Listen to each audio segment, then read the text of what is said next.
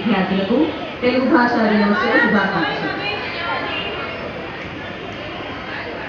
గ్రాంధిక భాషలో ఉన్నటువంటి తెలుగుని వ్యవహారిక భాషలోకి తీసుకొని వచ్చినటువంటి గిడుగు రామ్మూర్తి గారి జన్మదినాన్ని పురస్కరించుకొని ఈరోజు మనం తెలుగు భాషా దినోత్సవాన్ని జరుపుకుంటూ ఉన్నాం.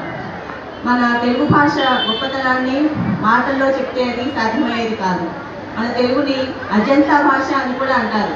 ఎందుకంటే ప్రతి పదం చివరన అచ్చుతో అంతమవుతుంది కాబట్టి అజంతా భాష అని మన తెలుగుని పిలుస్తారు. అంతేకాకుండా మన దేశ చక్రవర్తులలో గొప్పవారైనటువంటి శ్రీకృష్ణ దేవరాయలు మన తెలుగు భాష గురించి దేశ భాషలందు తెలుగు లెస్స అని మన దేశ చరిత్రలో నిలిచిపోయే విధంగా చాటినటువంటి గొప్ప చక్రవర్తి శ్రీకృష్ణదేవరాయలు. అటువంటి ఆ నానుడిని మనం అందరం నిజం చేయడానికి నడుము కట్టాలి. అలాగే మీకందరికీ ఆంగ్ల భాష ఎంతో అవసరం, నేర్చుకోవాలి. కానీ మన తెలుగు భాషను మనం మర్చిపోకూడదు. మనకు ఆంగ్ల భాష అన్నపూర్ణ, అంటే అన్నం పెడుతుంది కాదట్టం లేదు.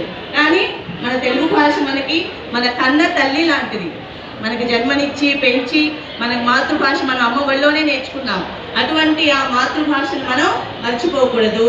మన తెలుగు భాషను మనం గౌరవించుకోవాలి.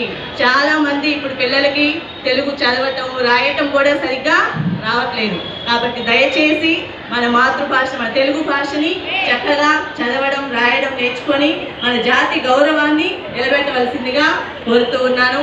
ఈ విధంగా మనకి ఘనంగా తెలుగు భాషోత్సవాలు జరుపుకోవడానికి అవకాశం ఇచ్చినటువంటి మన డైరెక్టర్లు మణిమాల మేడం గారికి, ప్రధానోపాధ్యాయులు గారికి, అలాగే ఎంతో సహాయ సహకారాలు అందించినటువంటి తోటి ఉపాధ్యాయులు గారికి, సిఓ జరీన్ మేడం గారికి, 9వ తరగతి మెడికల్ విద్యార్థులు ఎంతో చక్కగా మన తెలుగు సంస్కృతి సాంప్రదాయాలను ఇక్కడ మనకి ప్రదర్శింపజేశారు. మీరందరూ చివరిలో వెళ్ళి వాటన్నిటిని చక్కగా తిలకించవచ్చు. అలా ఈ సంస్కృతి సాంప్రదాయాలని ప్రదర్శించడానికి ఎంతో క్షేత్ర విద్యార్థులు, వారందరికీ నా హృదయపూర్వక ధన్యవాదాలు తెలుపుకుంటూ ఉన్నాను. అలాగే కంప్యూటర్ ఆపరేటర్లు 2 రోజుల నుంచి ఎంతో పాపం వాళ్ళు ఎంతో పనిలో ఉన్నప్పటికీ మనకి ఎంతో సహాయ సహకారాలు అందించారు. వారికి కూడా ధన్యవాదాలు తెలుపుకుంటూ ఉన్నాను.